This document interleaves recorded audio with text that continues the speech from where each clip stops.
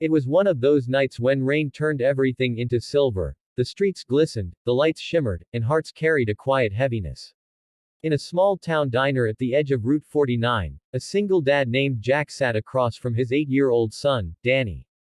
The boy was laughing softly at the way his dad's pancakes looked more like clouds than circles. To anyone watching, they looked like just another father and son sharing a peaceful meal. But beneath Jack's tired smile hid years of pain. A man once a soldier himself, now working 2 jobs just to keep the lights on and a roof over their heads. The bell above the diner's door jingled, breaking the calm. A young woman entered, soaked from the rain, her military duffel bag slung over one shoulder.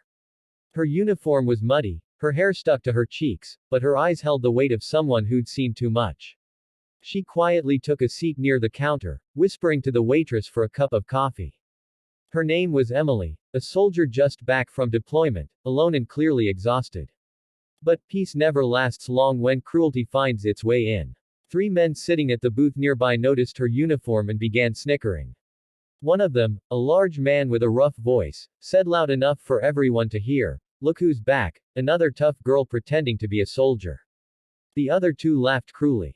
Emily lowered her head, trying to ignore them, but the words cut deep. "Maybe you should stick to painting nails instead of carrying guns," one sneered.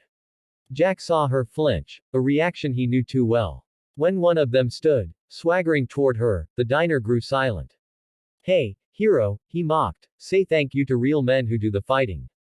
And then, in an instant that made everyone freeze, slap. The sound echoed through the diner like a gunshot.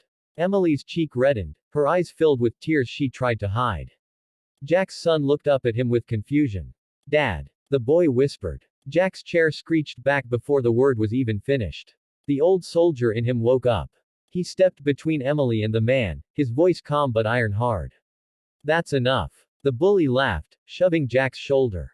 "What are you, her babysitter?" Jack didn't answer with words, just one quick movement. He grabbed the man's wrist, twisted, and in a single fluid motion had him pinned against the counter. The other 2 rose, but Jack's glare stopped them cold. "You touch her again," he said low and steady, "and I'll forget I'm holding back." The men muttered something and stumbled out into the rain, cursing as they went. The diner erupted in whispers.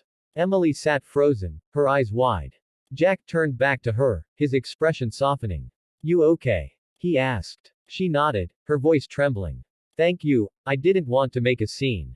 He smiled faintly. "Sometimes standing up isn't a scene.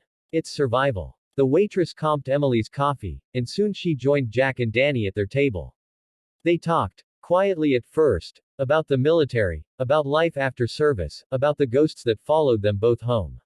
Emily listened as Jack told her about losing his wife to cancer, about how hard it was raising a child alone. And in her eyes, he saw the same pain, a loneliness she hid behind courage. When they left the diner that night, rain still falling, she thanked him again. "If there's ever anything I can do to repay you," she began. Jack just smiled. "Just stay safe out there. That's enough." He didn't even ask her last name. The next morning, Jack woke up to a sound that made his heart race, a helicopter hovering low over his small house. He rushed outside, shielding Danny behind him. A black SUV pulled up right after, and men in suits stepped out. One of them handed him a letter. Sealed with gold, embossed with the name, Henderson Group. Jack frowned. "What is this?" Then, from the helicopter, Emily stepped out, but she didn't look like the tired soldier from last night. She was dressed elegantly, her posture straight, her eyes filled with warmth and gratitude. "Jack," she called out, smiling softly, "I owe you more than you realize." Jack blinked. "Emily." She nodded. "Emily Henderson. My father's company owns half this state's construction and energy plants. When you stood up for me last night, you didn't know who I was, and that's what makes it mean everything." The men in suits approached him again, this time handing him a file. Inside were documents, a full scholarship for Danny's education, a house renovation offer, and a job position at one of her father's firms. Jack was speechless. "I can't accept this," he started, but she stopped him gently. "You didn't do it for something. You did it because it was right. That's exactly why you deserve it." Danny ran forward, smiling at Emily. "Are you like a princess?" he asked innocently. Emily laughed through her tears. Maybe just a soldier who forgot how to believe in good people, until last night. Jack looked at her, overwhelmed. You don't have to. I know, she interrupted softly.